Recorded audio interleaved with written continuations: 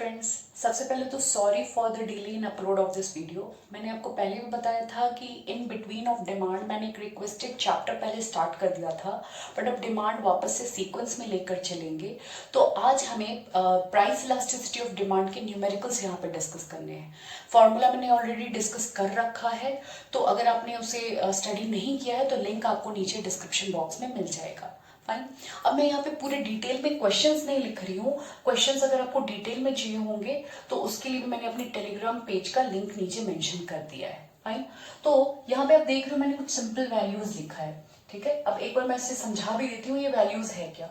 यहाँ पे प्राइस जो है वो पहले 2 रुपए थी, 4 रुपी थी, जो कि घट के 2 रुपी हो गई। मतलब कि प्राइस 4 से घट के 2 हो गई। अब हम जानते हैं कि जब प्राइस घटती है तो डिमांड क्या होती है, बढ़ जाती है। तो यहाँ पे क्यू किसको शो कर रहा है, डिमांड को शो कर रहा है। ठीक है, तो क्वांटिटी क्या हुई, 1 यूनिट से बढ़कर 4 यूनिट हो गई। तो अब यहाँ पे इलास्टिसिटी ऑफ डिमांड क्या होगा। तो इलास्टिसिटी ऑफ डिमांड का फॉर्मूला क्या होता है, हमने पढ़ा था ना, ईडी या फिर प्राइस इलास्टिसिटी ऑफ डिमांड क्या होता है, percentage change in quantity demanded upon percentage change in price. यही फॉर्मूला हमने पढ़ा था।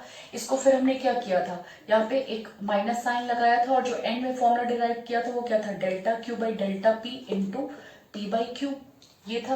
लेकिन ये फॉर्मूला हमने इसी पॉइंट से लेकर यहाँ तक डिराइव किया हुआ था। अगेन मैं बोल रही हूँ, पूरी डेरिवेशन के लिए प्रीवियस वीडियो इन बिटवीन जरूर एक बार देख लो, ताकि फॉर्मूले में कोई कंफ्यूजन नहीं हो आपको। ठीक है, तो यहाँ पे हमारा जो प्राइस है वो क्या है, पहले 4 है, तो हम पहले लिख लेंगे P कितनी है 4, और P1 कितनी है 2, P1 मतलब न्यू प्राइस। Q कितनी है यहाँ पे 1, और Q1 कितनी है यहाँ पे 4। तो ये हमारे पास 4 वैल्यूज आ गई। तो ईडी के लिए ये जो फॉर्मूला है इसको हमने स्टेप बाय स्टेप यहाँ पर पहुंचे हैं हम। तो डेल्टा क्यू का मतलब क्या होता है, Q1 माइनस क्यू, और डेल्टा पी का मतलब क्या होता है, P1 minus P into P upon Q. और इस पूरे ईडी के फॉर्मूले में हमने माइनस सिंबल लगाया था, कोई याद होगा, उसका भी रीजन मैंने आपको पहले बताया हुआ है। तो या तो तरीका है कि आप सीधे सीधे उस फॉर्मूले पे पुट कर दो वैल्यू और फिर रिजल्ट फाइंड आउट कर लो, वो मैं बता दे रही हूँ। या फिर आप अगर एक सिंपल मेथड में चलो तो कोई भी वैल्यू कैसे भी दिया जाए आप उसको इजीली सॉल्व कर सकते हैं, लेकिन उसमें आपको स्टेप्स जो है फॉर्मूले के उन पे सारी वैल्यूज को पुट करके देखना पड़ेगा। तो यहाँ पे Q1 की वैल्यू कितनी है 1, और Q1 की वैल्यू कितनी है 4, और Q की वैल्यू कितनी है 1। तो क्या हो जाएगा Q1 माइनस क्यू, यानी कि 4 माइनस 1, सीधा सीधा फॉर्मूले पे वैल्यू रखते चले जाओ, divided by P1 minus P, यानी कि 2 माइनस 4 इनटू P। P का मतलब होता है ओरिजिनल प्राइस। ठीक है, ये भी हमने पहले डिस्कस किया है। ओरिजिनल मतलब पहले वाली प्राइस, चेंज से पहले वाली प्राइस। तो ओरिजिनल प्राइस कितनी है 4, डिवाइडेड बाई ओरिजिनल क्वांटिटी जो कि कितनी है 1। अब बेसिक बॉड मास का रूल बस हमें लगाना है यहाँ पे। तो ये वैल्यू क्या हो जाएगी, माइनस तो सिंबल यहाँ पे ऑलरेडी है फॉर्मूले में ईडी के, तो ये क्या हो जाएगा 4 माइनस 1 कितना हो जाएगा 3, और 2 माइनस 4 कितना हो जाएगा -2 इंटू 4 अपॉन 1। माइनस से माइनस क्या हो गया, ये कैंसिल हो गया, और 2 से 4 कैंसिल होकर कितना आ गया यहाँ पे 2। अब जो डिनोमिनेटर है उसमें तो सिर्फ 1 1 रह गया, और ये क्या हो गया 3 इंटू 2, यानी कि हमारे ईडी की वैल्यू यहाँ पे कितनी आ गई 6 आ गई। ये हमारा हो गया आंसर, बिल्कुल सिंपल है। अब यहाँ पे अगर आप बॉड मास वगैरह भी भूल गए हो, माइनस से माइनस कैसे कैंसिल हो गया, डिनोमिनेटर न्यूमरेटर इनसे भी जुड़ा कुछ भी डाउट हो तो आप नीचे मेंशन करना होगा, तो मैं एक सेपरेट वीडियो उसको बनाकर आपके लिए अपलोड कर दूंगी ताकि और क्लैरिटी अच्छी हो जाए। ये क्वेश्चन क्लियर है। अब मैं आपको कुछ फर्दर न्यूमेरिकल्स यहाँ पे आपके साथ डिस्कस करने जा रही हूँ। अब देखो, अभी तक तो वैल्यू मैंने स्ट्रेट मेंशन कर दिया था, बट कई बार न्यूमेरिकल जो होता है वो स्टेटमेंट के फॉर्म में होता है। तो स्टेटमेंट के फॉर्म में P किसे लेना है, P1 किसे लेना है, Q किसे लेना है और Q1 किसे लेना है, ये जानना बहुत हमारे लिए इंपॉर्टेंट है। तो पहले क्वेश्चन नंबर 2 देखते हैं। यहाँ पे इसमें क्या कह रहा है, price of a commodity falls from ₹5 पर केजी टू ₹4 पर केजी, यानी कि प्राइस जो है वो 5 से घट के कितनी हो गई 4, जबकि क्वांटिटी जो है, क्वांटिटी कितनी हो गई हमारी, क्वांटिटी जो है वो 4 से बढ़ के 6 केजी हो गई, 4 से बढ़ के 6 केजी हो गई। तो हमेशा याद रखेंगे कि P यानी इनिशियल प्राइस चेंज से पहले वाली प्राइस। अब इसका मतलब ये नहीं कि जो वैल्यू पहले लिखी है उसको आप P मान लो और जो बाद में लिखी है उसे आप P1 मान लो, बिल्कुल भी नहीं। अगर स्टेटमेंट में कुछ और लिखा होता, लाइक अगर मान लो कि after a fall in price the new price became 4 and initially it was 5, तो स्टेटमेंट क्या कर दिया, उल्टा कर दिया यहाँ पे। तो स्टेटमेंट को रीड करना, ये देखना कि पहले वाली प्राइस मतलब कि चेंज से पहले वाली प्राइस किसे कहा जा रहा है, उसे हम ओरिजिनल प्राइस मानेंगे, और चेंज होने के बाद वाली प्राइस को हम न्यू प्राइस यानी P1 से डिनोट करेंगे। वही रूल चलेगा क्वांटिटी के साथ। तो यहाँ पे अगेन फॉर्मूला क्या हो गया, delta Q by delta P into P by Q, और माइनस साइन तो हमें लगाना ही है जो हम पहले डिस्कस कर चुके हैं। ठीक है, तो डेल्टा क्यू मतलब Q1, ये वाली वैल्यू क्या हो गई Q1, और ये वाली वैल्यू क्या हो गई Q, और यहाँ पे सिमिलरली ये वाली वैल्यू क्या हो गई P1, और ये वाली वैल्यू क्या हो गई P। तो अब हमें बस इस फॉर्मूले पे वैल्यू को पुट कर देना है।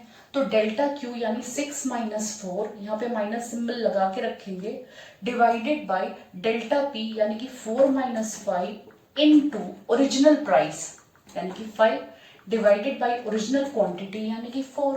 अब इसे हमें बस क्या करना है, सिंप्लीफाई कर देना है। तो 6 में से 4 माइनस किया तो वैल्यू आ गई 2 डिवाइडेड बाई ये -1 5 इंटू 5/4।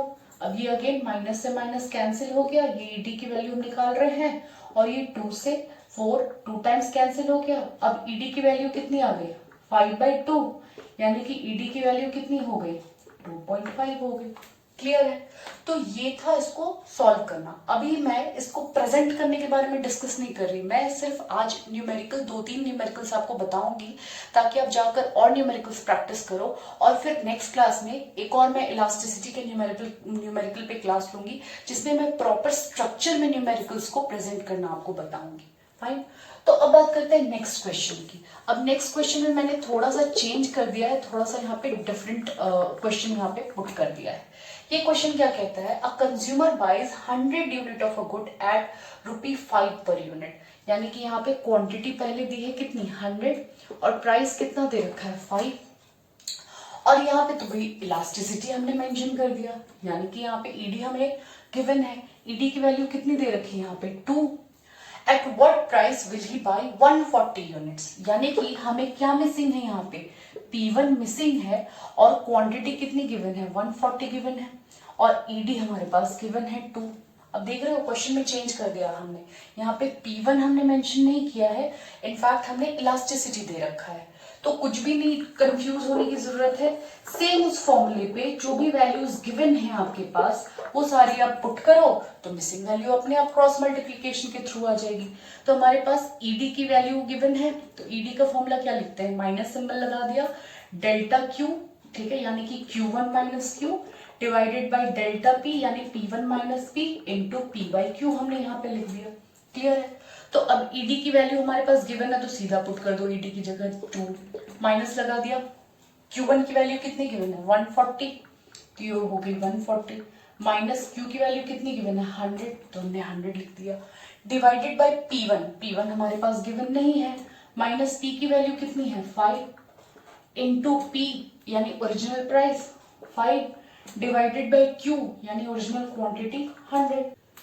फॉर्मूले पे हमने क्या किया, यहाँ पे वैल्यू को पुट कर दिया। फॉर्मूले पे वैल्यू पुट करने के बाद हमें कुछ भी नहीं करना, बस इसे स्टेप बाय स्टेप सॉल्व करना है। तो जो मैं आपसे यहाँ पे अगेन डिस्कस करने जा रही हूँ, यहाँ पे आप देख रहे हो कि 2 is equal to delta Q upon delta P into P by Q हमने लिखा है, तो यहाँ पे माइनस साइन लगा हुआ है, ये 140 माइनस 100 कितना हो जाएगा 40 divided by P1 minus 5 into 5/100, यानी कि 0 से 0 हमने कर दिया कैंसिल, और ये 5 से 10 हो गया 2 टाइम कैंसिल, और ये 2 से 4 हो गया 2 टाइम कैंसिल।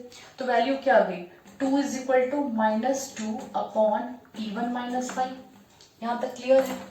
अब इसे हमें क्या करना है, यहाँ जो डिनोमिनेटर में वैल्यू होती है वो इधर आके क्या हो जाएगी मल्टीप्लाई, तो 2 into P1 minus 5 is equal to -2। यहाँ तक क्लियर है, कोई डाउट नहीं। अब हमें क्या करना है, अब इसे मैं इधर बता रही हूं, अब इसे क्या करेंगे ब्रैकेट ओपन करेंगे तो क्या हो जाएगा 2p1 minus 10 is equal to -2। यहां तक भी क्लियर है? हमने ब्रैकेट ओपन किया तो 2 से p1 को भी मल्टीप्लाई कर दिया और -5 को भी मल्टीप्लाई कर दिया। अब क्या करेंगे कि जो न्यूमेरिकल वैल्यूज हैं, मतलब जिसमें कोई भी p1 p2 कुछ भी नहीं लगा, वो सारी वैल्यू हम एक साइड लेके जाएंगे। तो क्या हो जाएगा 2p1 इज इक्वल टू -2। अब इधर आपको पता होगा कि इधर जो वैल्यू नेगेटिव है, जैसे वो उधर जाएगी वो क्या हो जाएगी पॉजिटिव, तो +10। तो 2p1 इज इक्वल टू कितना हो गया 8, -2 + 10 क्या हो जाएगा 8। तो p1 की वैल्यू क्या हो जाएगी 8 डिवाइडेड बाई 2। अब इधर वैल्यू मल्टीप्लीकेशन में तो इधर जाके डिवीजन में हो गई, तो 2 से 8 कितने टाइम्स कैंसिल हो जाएगा 4 टाइम्स। तो p1 की वैल्यू यानी नए प्राइस की वैल्यू कितनी आ गई 4 आ गई। क्लियर है? तो वैसे भी देख रहे हो आप कि क्वांटिटी बढ़ी है तो प्राइस क्या होनी चाहिए थी फॉल, तो प्राइस 5 से घट के कितनी हो गई 4 हो गई। यहाँ तक क्लियर है?